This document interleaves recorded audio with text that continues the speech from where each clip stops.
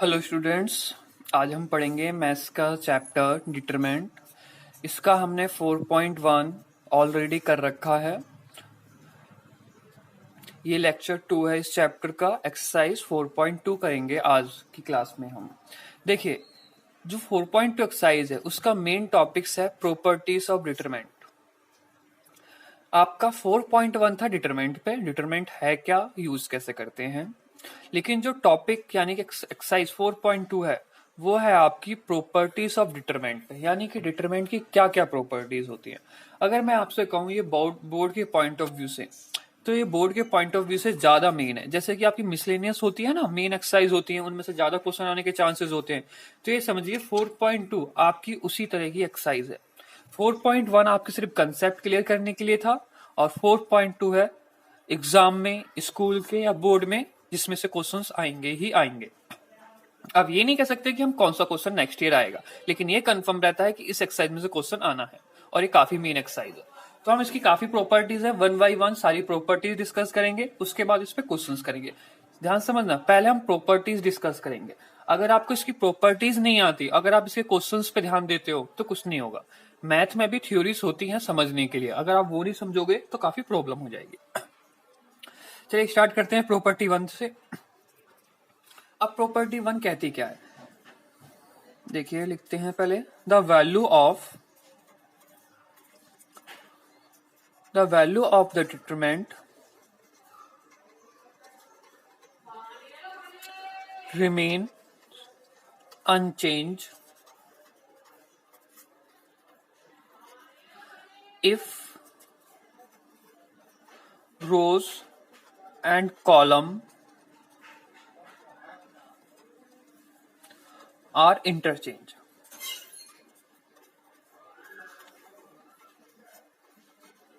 देखिए काफी main properties है, ये क्वेश्चनों को सॉल्व करने में हमेशा यूज होंगी प्रॉपर्टीज, लेकिन आपको यहां समझना होगा। वेरीफाई करके भी दिखाएंगे हम हर एक प्रॉपर्टीज को। The value of determinant remain unchange, sorry मैंने चेंज ही लिखा, अनचेंज लिखा ही नहीं है, अनचेंज। यानी कि value of matrix, sorry determinant जो निकालेंगे, जिस मैट्रिक्स का अब हम निकालते, किस मैट्रिक्स का, स्क्वायर मैट्रिक्स का, वो चेंज नहीं होगा। कब? रोज को और कॉलम को अगर हम इंटरचेंज कर दें। मीनिंग ये है कि हम रोज को बना दे कॉलम और कॉलम्स को बना दे रोज, तो आंसर पे कोई भी इफेक्ट नहीं आएगा। अब देखिए इस क्वेश्चन को आप समझने की कोशिश, नॉट ए क्वेश्चन, इस प्रॉपर्टीज को समझने की कोशिश करिए। हमारे पास है एक मैट्रिक्स जिसे हमें निकालना है इसका डिटरमिनेंट। देखिए डिटरमिनेंट का एक सिंबल होता है, या तो आप DET लिख सकते हो, डिटरमिनेंट ऑफ ए, या फिर डेल। ये तीनों ही चीजें एक ही बात को रिप्रेजेंट करती हैं कि हमें क्या निकालना है, डिटरमिनेंट निकालना है। तो एक क्वेश्चन लेते हैं, 2 - 3 5 6 0 4 1 5 - 7। अब देखिए ध्यान से, सबसे पहले हम क्या करेंगे, इसका डिटरमिनेंट निकालेंगे। तो R1 के रिस्पेक्ट में हम इसका डिटरमिनेंट निकालते हैं, जिसे क्या बोल दिया हमने, डेल 1। तो क्या रहेगा ये 2, और ये आपको सॉल्व करना अब मैंने बता दिया था आपको, तो आप इसे डायरेक्ट सॉल्व कर सकते हो जो आपके 4.1 एक्सरसाइज में था। रोज को और कॉलम को छोड़ दीजिए। अगर 1 एलिमेंट है, 0 का मल्टीप्लाई -7 से करिए तो कितना हो जाएगा, 0 - 5 का मल्टीप्लाई 4 से करिए 20। उसके बाद माइनस, ये माइनस है तो क्या हो गया, प्लस। अब फर्स्ट रो सेकंड कॉलम को जोड़िए, 6 का मल्टीप्लाई -7 से करिए तो -42, -1 का मल्टीप्लाई 4 से -4, +5। ये आपको पता था, ये पॉजिटिव रहता है, ये नेगेटिव, ये पॉजिटिव, जो हम साइन यूज करते थे।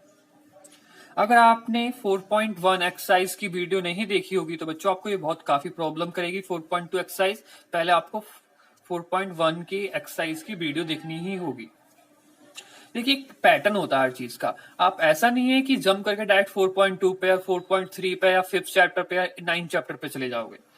सीबीएसई ने कुछ सोच के ही चैप्टर का अरेंजमेंट करा है, तो लाइन से रहिए और चैप्टर की लाइन में भी एक्सरसाइज में रहिए लाइन से। उसके बाद 5 लिया हमने, 6 का मल्टीप्लाई 5 से 30, -1 का मल्टीप्लाई 0 से 0। तो देखिए ये कितना हो गया 2 इंटू -20 प्लस 3, ये हो गया -46 प्लस 5 इंटू 30।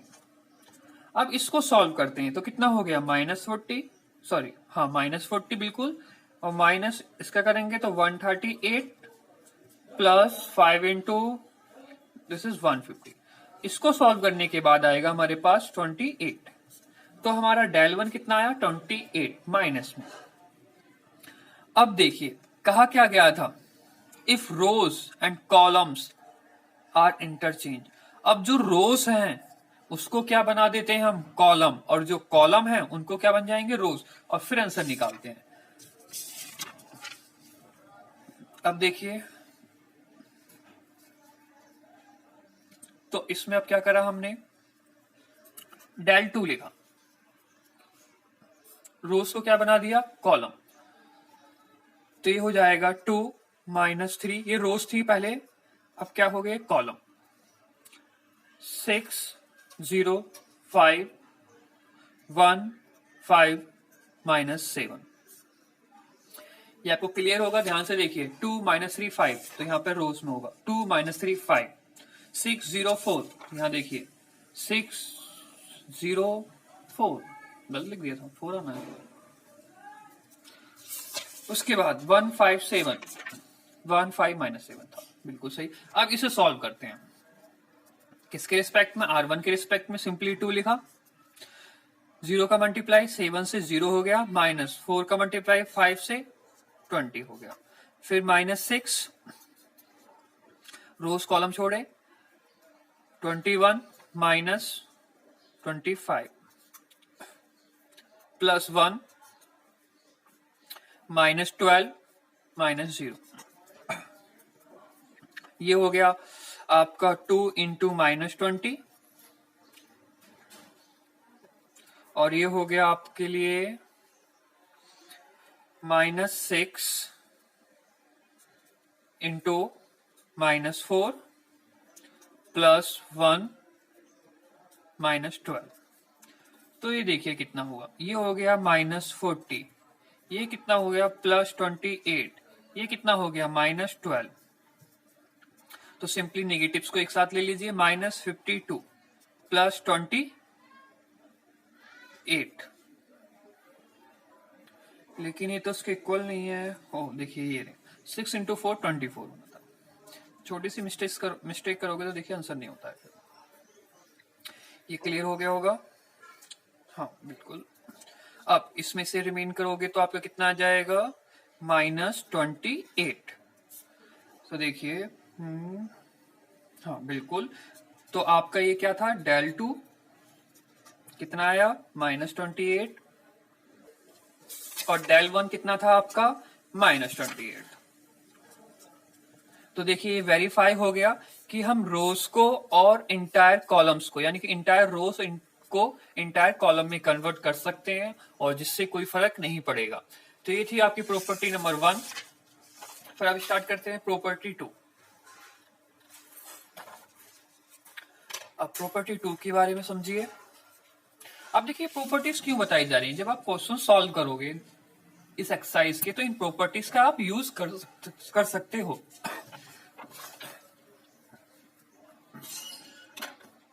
देखिए इफ एनी, सेकंड प्रॉपर्टी पे आते हैं, इफ एनी 2 रोज, या फिर कॉलम्स भी हो सकते हैं रोज की जगह, या तो रोज होंगे या सिर्फ कॉलम होंगे, ये नहीं कि आप रोज और कॉलम लिए यहां पे।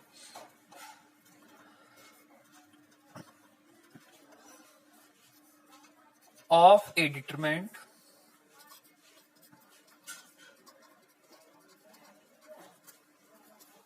are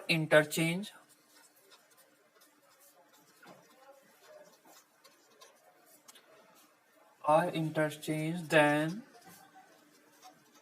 so the determinant change, then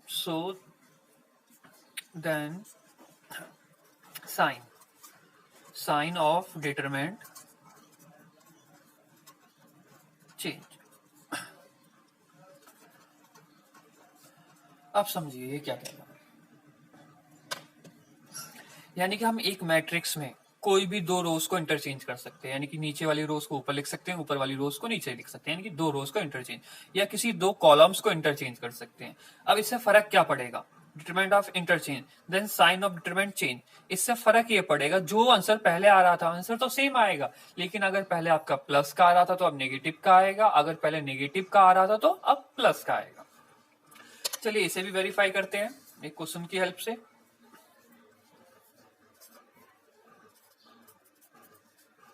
suppose हमारे पास एक डिटरमिनेंट निकालना है हमें 2 - 3 5 6 0 4 1 5 - 7। अब देखिए तो इसके डिटरमिनेंट को निकालते हैं। आपने इसका डिटरमिनेंट ऑलरेडी अभी निकाला था, यही था आपका क्वेश्चन सेम, तो आपको पता है इसका डिटरमिनेंट कितना रहेगा, सेम वही रहना है -28। अब लेकिन फर्क यहां से पड़ेगा, इसे हमने सपोज डेल 1 दिया, अब हम लिख रहे हैं डेल 2, और रोज को और कॉलम्स को इंटरचेंज कर रहे हैं। आप किसी भी रोज को या किसी भी कॉलम्स को इंटरचेंज कर सकते हो, कोई इशू नहीं है।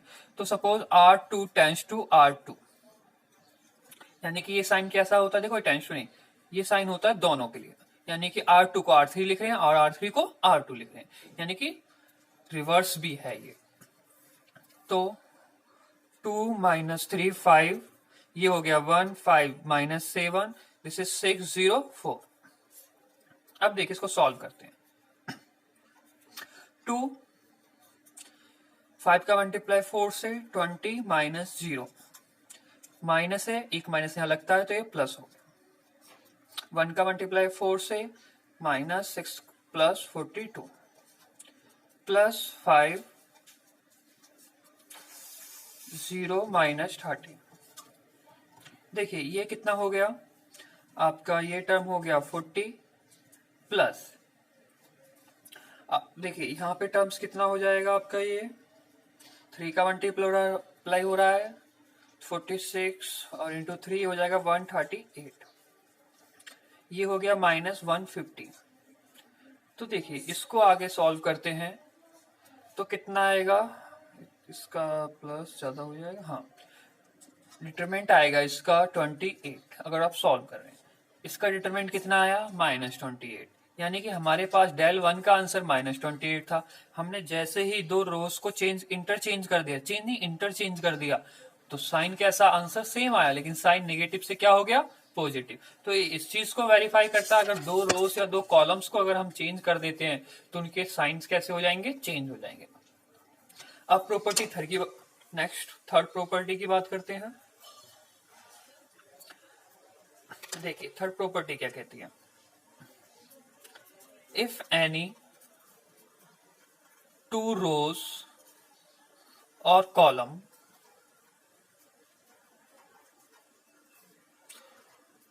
of a determinant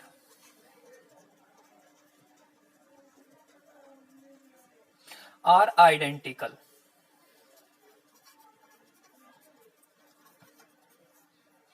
आइडेंटिकल का मीनिंग क्या होता है ये आपको पता है, आइडेंटिकल का मीनिंग होता है सेम। कोई भी दो रो और कोई भी दो कॉलम्स इंटायरली सेम होंगे तो उसे क्या बोलते हैं, identical. Then value of determinant का साइन है इज 0। देखिए किसी भी दो रोज या कॉलम डिटरमिनेंट में कैसे हो, आइडेंटिकल मीनिंग सेम हो, बिल्कुल सेम हो, तो वैल्यू ऑफ डिटरमिनेंट क्या हो जाएगा, 0। अब देखिए 0 होता कैसे, मीनिंग 0 तो होगा, आपको एक वेरीफाई चाहिए होगा, प्रूफ चाहिए होगा, तो प्रूफ के लिए देखिए हमने सपोज डिटरमिनेंट निकाला 3 2 3 2 2 2 3 3 3। अब आपको ये सबसे पहले ये दिखाई दिया होगा 2 2 2 3 3, ये आइडेंटिकल है, बिल्कुल आइडेंटिकल नहीं है, लेकिन R1 और R3 तो आइडेंटिकल है, 3 2 3 3 2 3। आइडेंटिकल का मीनिंग क्या कहा था हमने, सेम होने चाहिए, ये बिल्कुल सेम है। तो इसके आंसर को निकालते हैं और देखते हैं क्या वैल्यू आती है। 3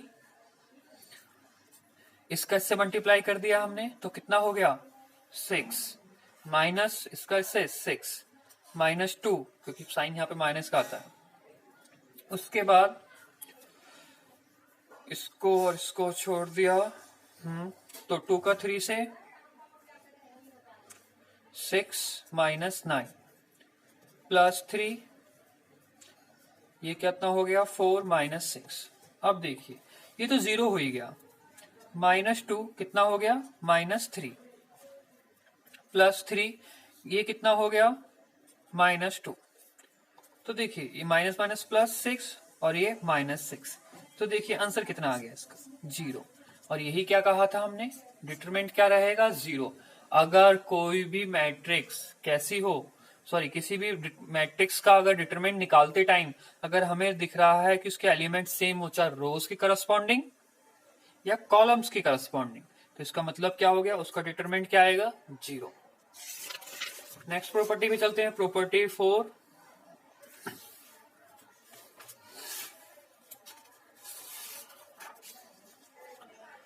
अब देखिए प्रॉपर्टी 4 के बारे में।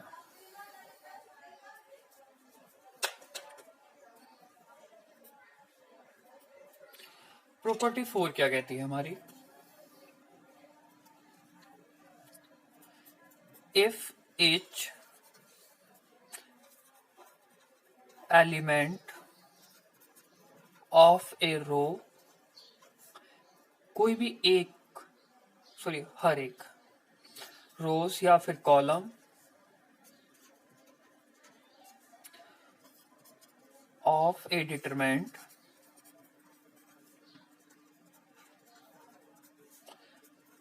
is multiple by a constant k, then its value get multiple by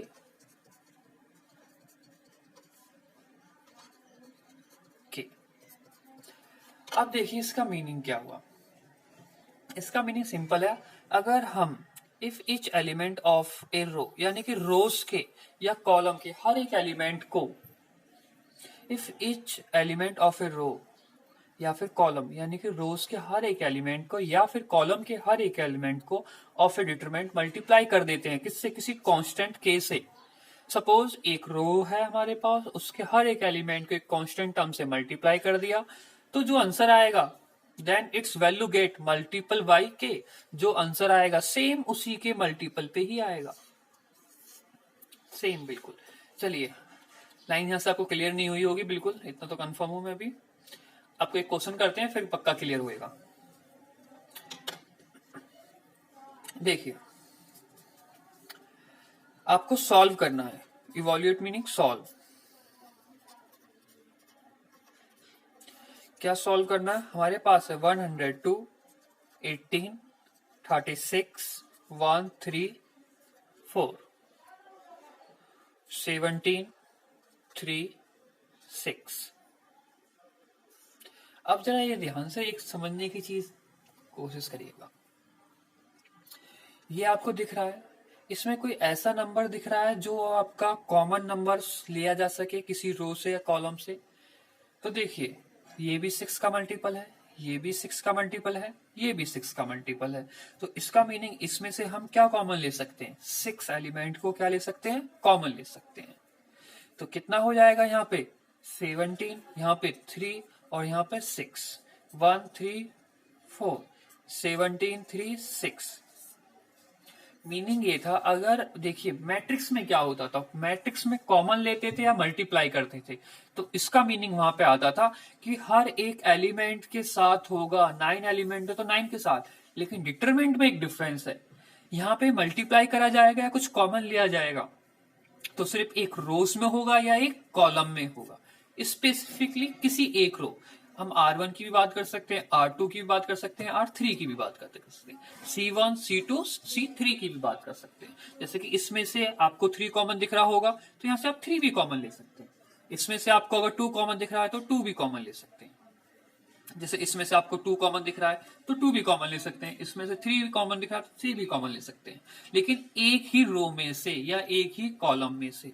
तो अब जरा इसके बाद देखिए, अभी आपने एक प्रॉपर्टी और पढ़ी थी, तो मैट्रिक्स होगी 6 के मल्टीपल की, बस कोई भी कांस्टेंट नंबर एलिमेंट तो उसका मल्टीपल हो गया मैट्रिक्स में। अगर ये देखिए, ये फर्स्ट R1 और R2 क्या है, सेम है। अभी हमने एक प्रॉपर्टीज पढ़ी थी, कौन सी प्रॉपर्टीज, जिसमें बताया गया था कभी इंटायर रोज या कॉलम सेम होते हैं तो उनका आंसर क्या होता है, 0। तो यहाँ पे इसका आंसर डायरेक्ट क्या आ गया, 0। तो क्या हो गया, ये ऑटोमेटिक 0 इसका आंसर हो गया। आपको बस ये समझना है बच्चों कि कोई भी एलिमेंट हम जो कॉमन लेते हैं, अंदर मल्टीप्लाई करते हैं, वो सिर्फ किसी एक रोज में करेंगे या कॉलम में करेंगे, ऐसा नहीं है कि हर एक एलिमेंट के साथ करेंगे। अब प्रॉपर्टी 5 की बात करते हैं। प्रॉपर्टी 5 ज्यादा मेन है।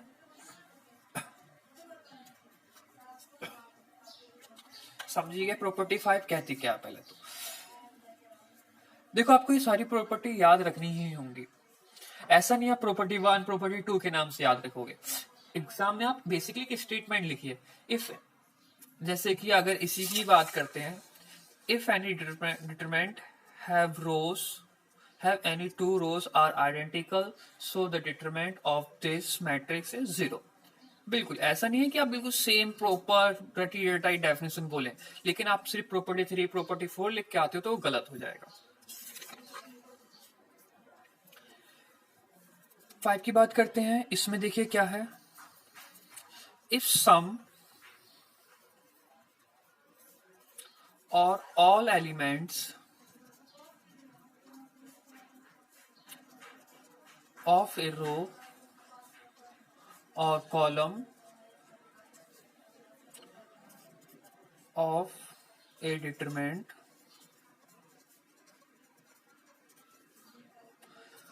are expressed as the sum of two or more terms, then determinant can be expressed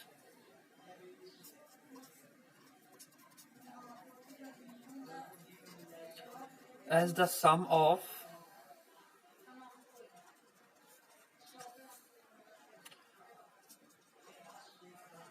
two or more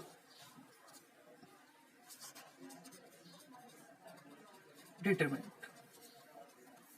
अब देखिए, ये स्टेटमेंट आपको बिल्कुल सही बात है समझ में नहीं आने वाली एकदम से, और ना ही आपको एकदम से स्टेटमेंट कहते क्या है। इफ सम और all element of a row, यानी कि कुछ एलिमेंट या सारे एलिमेंट रोज के या कॉलम्स के, उन्हें हम एक्सप्रेस कर सकते हैं कैसे, सम ऑफ टू और मोर टर्म्स होगा बेसिकली, हाँ, 2 और मोर टर्म्स में, then determinant can be express sum of 2 और मोर डिटरमिनेंट। अब देखिए, एक सिंपल से एग्जांपल से अगर आप इसे समझोगे तो बिल्कुल क्लियर हो जाएगा आपको। कैसे क्लियर होगा, एक मैट्रिक्स डिटरमिनेंट लेते हैं हम,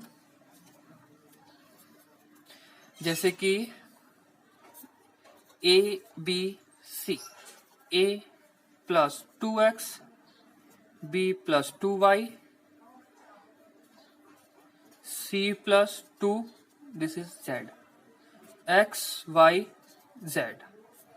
अब देखिए क्या बोला, if sum of all elements of a row, यानी कि इस रोज के एलिमेंट दिखे आपके, उन्हें एक्सप्रेस कर सकते हैं 2 और मोर टर्म्स में, जिससे क्या बनेंगी, 2 या 2 से ज्यादा मैट्रिक्स बनेंगी और जो इक्वल रहेंगी। मीनिंग कैसे हुआ, इसको हम लिख सकते हैं बच्चों इस तरह से, ए बी सी, इसको लिख सकते हैं ए, इसको लिख सकते हैं बी, इसको सी, और एक्स वाई जेड, लेकिन प्लस फिर से ए बी सी।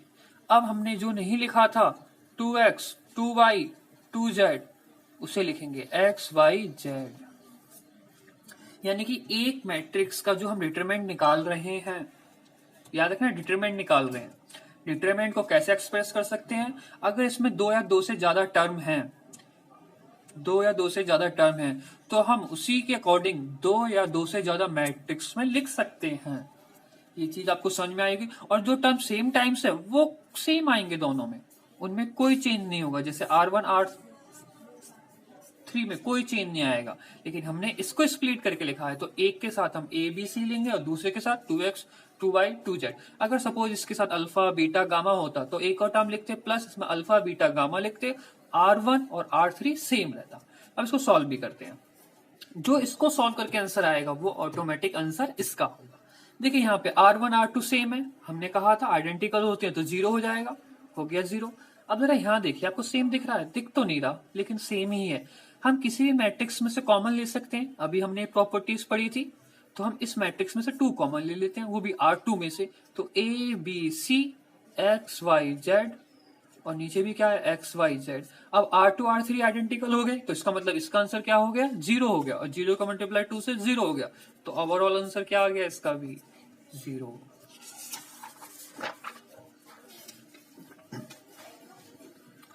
अब नेक्स्ट प्रॉपर्टी देखते हैं, ये आपकी लास्ट वन होगी प्रॉपर्टी।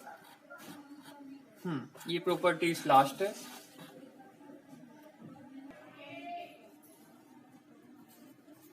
ये लास्ट प्रॉपर्टी है, प्रॉपर्टी नंबर 6। अब देखिए ये प्रॉपर्टी बच्चों आपने ऑलरेडी पढ़ रखी है, अगर आपको याद नहीं होगा, लेकिन मैट्रिक्स में जब आपने क्या कहते हैं इनवर्स के क्वेश्चंस को सॉल्व करा था तो वहां पे आपने यूज करा था। क्या है प्रॉपर्टी? इसकी स्टेटमेंट मैं आपके लिए नहीं लिख रहा क्योंकि काफी लॉन्ग स्टेटमेंट हो जाएगी, लेकिन समझिए पहले थोड़ा सा। R1 टेंस टू, क्या कहा था हमने?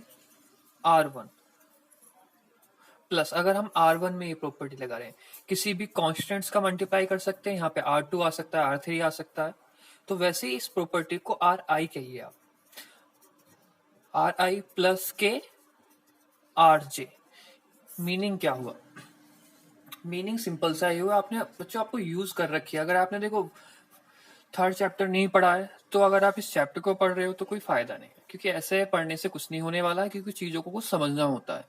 कि फिर बाद में आप लोगों को ये लगता है कि हम क्या कर रहे हैं पढ़ के, अगर आप नहीं समझोगे तो। देखिए ये इनवर्स में यूज करी थी हमने प्रॉपर्टी, जिसमें क्या था, एक मैट्रिक्स कोई भी रो या कॉलम के लिए भी यूज कर सकते हैं सेम पैटर्न में। Ri tends to Ci plus constant K Cj। के क्या है यहाँ पे? कॉन्स्टेंट, किसी भी डिजिट का मल्टीप्लाई। और इसे करने से हमारे क्या कहते हैं ऑपरेशंस पे कोई से फर्क नहीं पड़ेगा, यानी कि कोई भी मैट्रिक्स, हमारी मैट्रिक्स क्या रहेगी? बेसिकली सेम रहेगी अगर हम इस चीज का मल्टीप्लाई करते हैं। तो ये थी आपकी फाइनल और 6th प्रॉपर्टी। अब स्टार्ट करते हैं हम एक्सरसाइज, क्योंकि इस पे आपको बहुत सारे क्वेश्चंस हो चुके हैं तो इसके लिए एग्जांपल्स की जरूरत नहीं रहेगी। अब स्टार्ट करते हैं हम एक्सरसाइज। एक्सरसाइज है आपकी 4.2। इसमें काफी अच्छे क्वेश्चंस हैं, एग्जांपल्स भी हैं, लेकिन हम यहाँ पे जो लेके चल रहे हैं आपको सिर्फ एक्सरसाइज लेके चल रहे हैं। एग्जांपल्स की जो भी क्लासेस होनी है वो क्लासरूम के अंदर ही होंगी। चलिए स्टार्ट करते हैं फिर। 4.2 ये आपकी थ्योरी तक हुआ था यहाँ तक।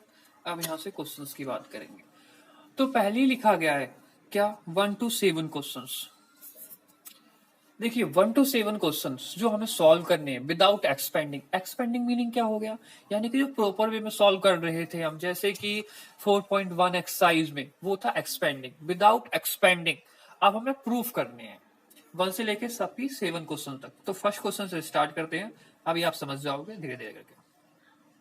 X a x plus a y b y plus b z c z plus c, ये 0 इक्वल टू प्रूफ करना है और ये हम कर चुके हैं। अभी एक प्रॉपर्टीज बताई थी आपको। क्या प्रॉपर्टीज बताई थी? किसी रोज के या कॉलम्स के एलिमेंट को हम अलग करके लिख सकते हैं, जिससे आंसर्स पे कोई फर्क नहीं पड़ता। तो इसे कैसे लिख देंगे? X Y Z A B C X Y Z plus फिर से X Y Z A B C, और यहाँ पे ये तो एलिमेंट लिख लिया हमने एक्स वाई जेड, तो यहाँ पे क्या आ गया? A B C. अब एक प्रॉपर्टी आपने और पढ़ी थी, किसी भी मैट्रिक्स के 2 रोज या कॉलम सेम होते हैं, आइडेंटिकल होते हैं, तो उनका आंसर क्या होता है 0। इसमें क्या है C1 C2 C3, इसमें C1 C3 है, तो 0 + 0 = क्या प्रूव हो गया आपका, ये 0 प्रूव हो गया। बिना सॉल्व करें, सिर्फ प्रॉपर्टीज का यूज करके ही आपको ये करना है। अब देखिए, अगर आप ये क्वेश्चंस कर रहे हो, अगर आपने प्रॉपर्टीज अभी ध्यान से नहीं सुनी है, नहीं देखी है, तो आपको ये क्वेश्चंस दिक्कत करेंगे बहुत ज्यादा। तो पहले प्रॉपर्टीज को ध्यान से समझिए। क्वेश्चन नंबर 2, क्वेश्चन नंबर 2 में क्या है आपका, a - b, b - c, c - a, b - c, c - a, a - b, c - a, a - b, c - b - c। ये भी प्रूफ करना है हमें 0 के बराबर, बिना सॉल्व करें। तो देखिए, अब जरा ध्यान से देखिए, पहले हमें इसमें कुछ ना कुछ प्रॉपर्टीज तो लगानी पड़ेंगी, सॉल्व करना ही पड़ेगा। ये नहीं कि बिना प्रॉपर्टीज के ही सॉल्व कर देंगे, बिना एक्सपेंड के सॉल्व करना, एक्सपेंडिंग करेंगे लेकिन प्रॉपर्टीज का यूज करोगे। सॉरी। तो देखिए, हमने सिंपली करा, किसी को भी कर दीजिए, कोई फर्क नहीं पड़ेगा यहाँ। हाँ, R1 tense to R1 + R2 + R3, यानी कि हमने R1 R2 R3 को क्या कर लिया, ऐड कर दिया। तो देखिए, इससे अब हुआ क्या, एक को R1 R2 R3 यानी कि इन तीनों को ऐड करके लिख रहे हैं। लेकिन मैंने तो प्रॉपर्टी आपको सिंपल इतनी सी बताई थी, Ri tends to Ri plus constant K Rj। ऐसा कुछ नहीं है कि आप जे ही यूज करोगे, आगे भी यूज कर सकते हो। और के का मतलब ये नहीं है कि कांस्टेंट कुछ डिजिट ही होगी, के का मतलब 1 भी हो सकता है, कांस्टेंट नंबर, वो भी यूज हो सकता है। तो देखिए, a - a 0 हो गया, +b - b 0 हो गया, -c + c 0 हो गया, तो यहाँ तो 0 हो गया। तो वैसे ही b a नेगेटिव, c इसका, ये भी 0 हो गया, और आपको ये भी 0 दिखा। बचे क्या, b - c, c - a, c - a, a - b, a - b, b - c। और एक सिंपल सा पैटर्न और है, कोई भी मैट्रिक्स में अगर हम डिटरमिनेंट निकाल रहे हैं, एंटायर रो 0 हो गई तो हमें सॉल्व भी नहीं करना होगा, वो ऑटोमेटिक 0 हो जाएगा। तो ये हो गया क्वेश्चन नंबर 2।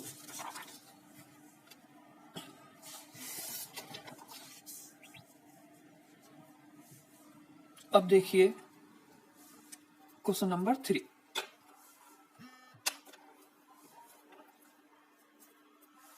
में क्या है, 2 3 5 7 8 9 65 75 86 = 0। इसे भी हमें प्रूफ करना बिना सॉल्व करे हुए 0 के। तो देखिए, इसे कैसे लिख सकते हैं, 2 3 5 7 8 9। अब जरा इसको ध्यान से इसको ध्यान से देखिएगा, 7 × 9, 7 × 9। अब जरा देखिए, हमने 7 × 9 लिखा तो कितना हो गया, 7 × 9 63 + 2 लिख सकते हैं। 8 × 9 72 हो गया, तो +3 लिख सकते हैं। 9 × 9 कितना हो गया, 81 86 है, तो +5 लिख सकते हैं। तो जरा ये देखिए,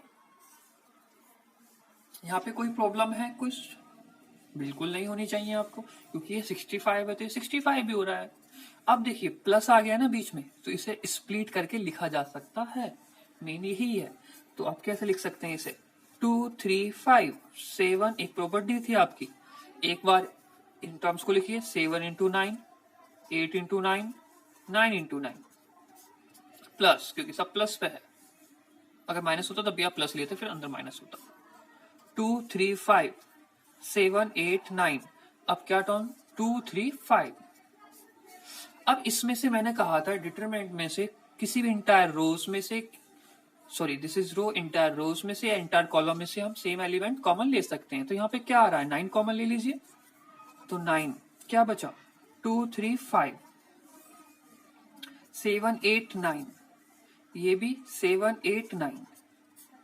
और देखिए ये तो जीरो हो ही गया क्योंकि C1 और C3 इक्वल है, आइडेंटिकल है, और आइडेंटिकल होने से क्या होता है जीरो। अब जरा यहाँ देखिए C2 C3 आइडेंटिकल है तो ये भी जीरो का मल्टीप्लाई 9 से जीरो, तो ऑल और आंसर क्या प्रूव हो गया आपका जीरो। क्वेश्चन 4 की बात करते हैं। 1 1 1 BC CA AB AB plus B C plus A C A plus B, ये लाना में इक्वल टू जीरो के बराबर। तो देखिए इसे एक्सपेंड करने के लिए क्या करते हैं, पहले हम 1 1 1 BC CA AB सिंपल लिखा, मल्टीप्लाई करिए AB plus AC BC plus AB CA plus BC equal to zero. Sorry तो प्रूव करना है, हमने इनको ऐड कर दिया करस्पॉन्डिंग, किसके करस्पॉन्डिंग ऐड कर दीजिए, आप इसे ऐड कर दीजिए C3 के corresponding, C1 plus C2 plus C3। तो देखिए तो 1 1 1 रहा, ये BC CA AB रहा, तो सेम लिखे। अब ऐड करा गया है तो AB प्लस इसे CA लिख सकते हैं, कोई इशू नहीं है, फिर BC प्लस 1, क्योंकि हम C1 C3 के अक्रॉस सबको क्या कर रहे हैं, ऐड कर रहे हैं। तो अब इसे देखिए BC AB CA प्लस 1, अब इसे देखिए CA plus BC plus AB plus 1। अब जरा ध्यान से देखिए ये सारे एलिमेंट सेम ही तो हैं, AB AB AB B CA CA CA BC BC BC 1 1 1। तो इस इंटायर को हमने C3 में से क्या ले लिया, कॉमन ले लिया। जब इस इंटायर वर्ड को AB plus BC plus CA plus 1 को कॉमन लिया तो क्या बचेगा, 1 1 1 BC CA AB 1 1 1। अब देखिए ये सब कुछ सेम बचा, तो हमें इतना करने की जरूरत नहीं थी। अगर हम सिर्फ C1 और C2 को लेते तब भी हमारा काम हो जाता। हमने 1 को ऐड करा है, अलग बात है, ठीक है ना। ऐसा कुछ नहीं है कि आप सिर्फ मेरे ही तरीके से करोगे, किसी और तरीके से भी कर सकते हो। सिर्फ C1 और C2 को ऐड कर देते, AB BC CA 3 टर्म आते, 1 की कोई जरूरत भी नहीं थी, लेकिन कोई नहीं। अब ये सेम हो गए C1 C2, इसका मतलब ये क्या होगा, जब कोई भी 2 रोज या कॉलम सेम होती है तो उसका आंसर क्या होता है, जीरो, और इसमें मल्टीप्लाई होके क्या हो गया, जीरो। तो ये हो गया आपका 4 क्वेश्चन। अब हम आते हैं अपने 5th क्वेश्चन की तरफ।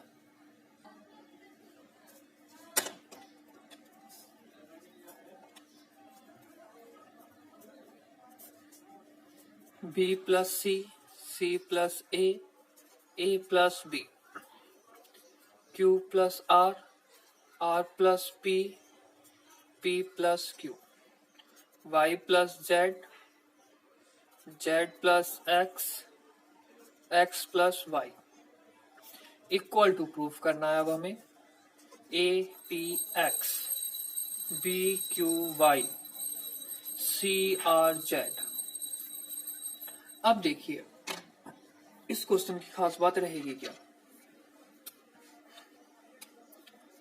सबसे पहले से स्प्लिट करिए, यानी कि BCA QRP YZX plus CAB RPQ ZXY। ये आपको बता रखा था कि हम इन्हें स्प्लिट करके लिख सकते हैं, एडिंग पे कुछ रहता है तो। अब देखिए हमें लाना है ये टर्म्स, तो अब समझिएगा ध्यान से।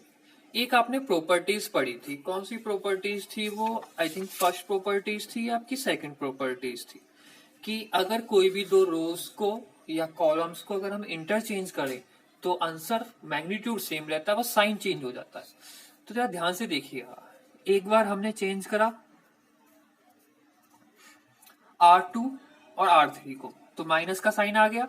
फिर दोबारा से, चलो पहले एक ही बार कर लेते हैं, लेकिन माइनस आ जाएगा, याद रखिएगा। तो यहां क्या आ गया, ऊपर वाला सेम लिखिए।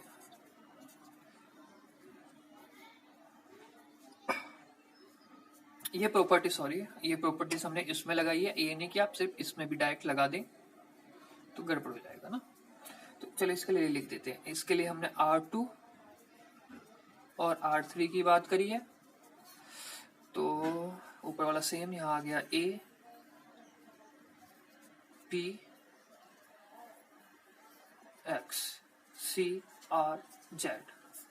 इसके लिए बात करेंगे हम property R1 interchange with R2। तो प्लस, देखिए मैंने कहा था माइनस साइन आ जाएगा, सब कुछ सेम रहेगा, साइन माइनस आ जाएगा। अब देखिए, तो इसमें क्या हो जाएगा, A P X C R Z B Q Y। अब देखिए, अब फिर से हम प्रॉपर्टीज लगाएंगे, कौन सी, यही इंटरचेंज वाली।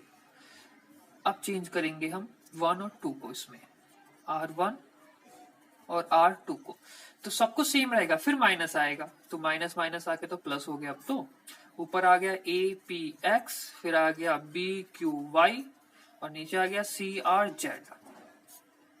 इसमें चेंज करा अब हमने R2 को R3 के साथ, ऊपर वाला टर्म सेम रहेगा, लेकिन माइनस फिर एक बार आया तो प्लस हो गया। तो ये हो गया A P X B Q Y C R Z। तो देखिए अब सेम दिख रहे होंगे अब आपको, तो आप इन्हें क्या लिख सकते हो, 2 times A P X B Q Y C R Z। तो ये प्रूव हो गया। देखिए क्वेश्चंस आपको बहुत इजी लगेंगे, लेकिन सबसे पहले जो मेन चीज मैं आपसे बार बार कह रहा हूं बच्चों, अगर आपने प्रॉपर्टीज नहीं पढ़ी, अगर बिना प्रॉपर्टीज को समझे हुए आप यहाँ क्वेश्चंस पे आओगे तो आपको बहुत ही ज्यादा प्रॉब्लम्स होगी, और वो कंफर्म होनी है प्रॉब्लम। तो ये क्वेश्चंस तो हो गए आपके। क्वेश्चन नंबर 6 जो है आपका 0 A minus B minus A B 0 C minus C 0 equal to हमें दिखाना है इक्वल टू 0 के। ये सिर्फ हमें प्रॉपर्टीज के ब्याह पे करने हैं, कोई में एक्सपेंड नहीं करना है, कुछ भी एक्सपेंड नहीं करना है। तो देखो अब करते क्या है, तो हमने क्या करा, इसमें प्रॉपर्टीज लगाई R2 और R3 में। R2 में प्रॉपर्टीज लगाई हमने B R2 की, और R3 में प्रॉपर्टीज यूज करी A R3 के लिए। 1 में हम कुछ नहीं कर रहे, तो 0 A माइनस B, B का multiply minus A B 0 minus B C, इसमें A का मल्टीप्लाई, तो A B A C 0। अब देखिए इस क्वेश्चन में हमने बिल्कुल सही है, कोई दिक्कत नहीं। चलिए इसे दूसरे तरीके से, और नहीं अभी पहले इसी तरीके से कर देते हैं, फिर दूसरे तरीके से भी कर देंगे आपके लिए, कोई नहीं। ये क्लियर हो गया।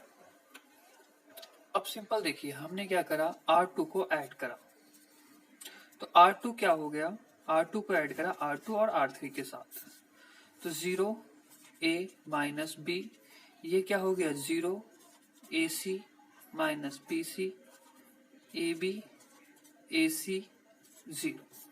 और सिर्फ एक टर्म बचा, तो इसके आप क्रॉस अब इसे सॉल्व कर सकते हैं, कोई इसमें कोई प्रॉब्लम नहीं होती है। तो A का मल्टीप्लाई, तो माइनस ABC माइनस प्लस हो गया ABC, ये 0 हो गया, तो आंसर क्या आ गया आपका 0 के इक्वल। अब क्वेश्चन 7 को देखते हैं।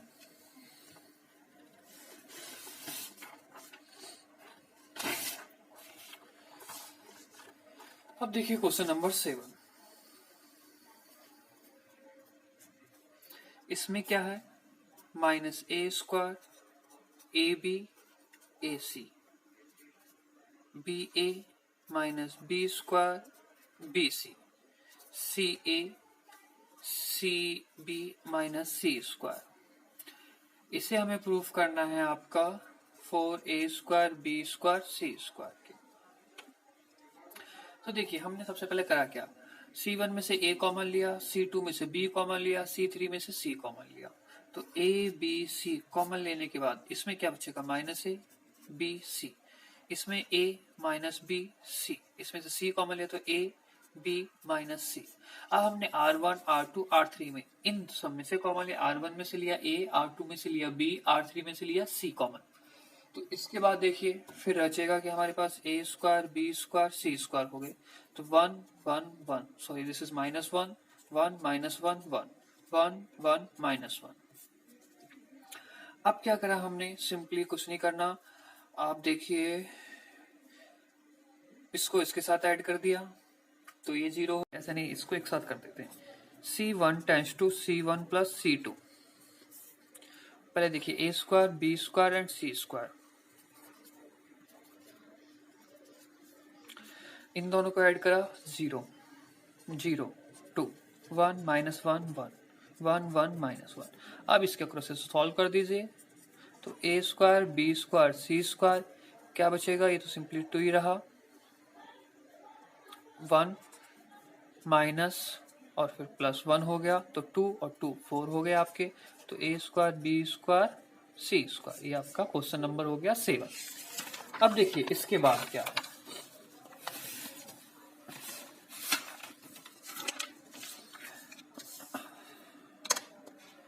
क्वेश्चन नंबर 8 पे। अब देखिए यहां तक थे बिना सॉल्विंग के क्वेश्चंस पे, लेकिन अब जो क्वेश्चंस आपके होने हैं वो कैसे होने हैं, सॉल्व किए जा सकते हैं by using properties of determinant. Use properties का बिल्कुल करना है, लेकिन सो दैट, अब ऐसा नहीं कहा है कि उसमें एक्सपेंड नहीं कर सकते R1 के अक्रॉस या R2 के अक्रॉस, बिल्कुल कर सकते हैं अब जो चाहें। क्वेश्चन नंबर 8 में 2 पार्ट हैं, तो पार्ट 1 को लेते हैं पहले हम। 1 1 1 A B C a² b² c², और हमें प्रूफ करना है a - b c b c और c a। तो सबसे पहले देखिए जो हमें प्रूफ करना है, आपको कॉमन या कुछ भी एडिशन मल्टीप्लिकेशन सब कुछ उसी अकॉर्डिंग करने से प्रॉफिट रहेगा कि हमें वो कॉमन मिल जाए। a - b, तो हम R1 - R2 करेंगे तो a - b कॉमन आ रहा है, और R2 - R3 करेंगे तो हमारा क्या कॉमन आ जाएगा, b - c कॉमन आ जाएगा। तो हम कौन सी प्रॉपर्टीज यूज कर सकते हैं, देखिए R1 के लिए हमने यूज कर दिया R1 tends to R1 - R2। R2 के लिए क्या सी प्रॉपर्टी यूज कर ली, और ये कर ली हमने R2 - R3। अब आप कहोगे एक और प्रॉपर्टी यूज कर लें डायरेक्ट सी, ये -R3 - R1 नहीं कर सकते क्योंकि R1 चेंज हो गया है। एक चीज याद रखिएगा, जो चेंज हो गया उससे प्रॉपर्टीज में यूज नहीं किया जा सकता। जैसे R1 यहाँ चेंज हो गया पहले, तो हम R1 का यूज नहीं कर सकते R2 के लिए। जब हम R3 करेंगे तो R1 R2 तो चेंज हो गए, यानी कि उसका यूज नहीं कर सकते। पहले उसको सॉल्व करके लिखिए फिर यूज करा जाएगा। तो ये हो गया 0 a - b, ये क्या हो गया a² - b², तो कैसे लिख सकते हो a + b a - b। अब ये भी 0 b - c, इसे कैसे लिख सकते हैं हम b² - c² को b - c sorry b + c 1c c²। अब देखिए R1 में से आप कॉमन ले लीजिए a - b, R2 में से कॉमन ले लीजिए b - c, तो क्या बचेगा, तो a - b R1 में से कॉमन लिया, R2 में से b - c कॉमन लिया, तो बचा क्या आपके पास, जहाँ 0 0 1, यहाँ पे क्या बचेगा 1 1 c, और यहाँ पे माइनस कॉमन लिया है तो a + b b + c और c², जो कि अब हमें आगे सॉल्व करना है। और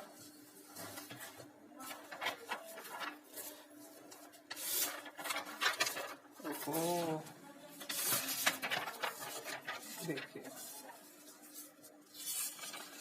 अब इसे सॉल्व करने में क्या इशू है? कोई इशू नहीं है। आप किसके अक्रॉस सॉल्व करने की कोशिश करेंगे? आप सॉल्व करने की कोशिश करेंगे उसके अक्रॉस जिसमें सबसे कम सॉल्विंग हो। देखिए ये करली क्लोज ब्रैकेट है, C1 के अक्रॉस सॉल्व करेंगे तो 1 ही रहेगा, कोई दिक्कत नहीं रहा इससे। तो 1 सिंपल छोड़ दिए हमने इन दोनों को, C1 और R3 को। इसका मल्टीप्लाई इसके साथ करा तो क्या हो गया, B plus C minus A minus B। तो देखिए A minus B minus C। अब इसमें क्या रहेगा, B से ये कैंसिल हो गया तो क्या बचा, C माइनस A। और यही क्या करना था, हमें प्रूव करना था। ये हो गया इसका फर्स्ट पार्ट। अब बी पार्ट की तरफ चलते हैं।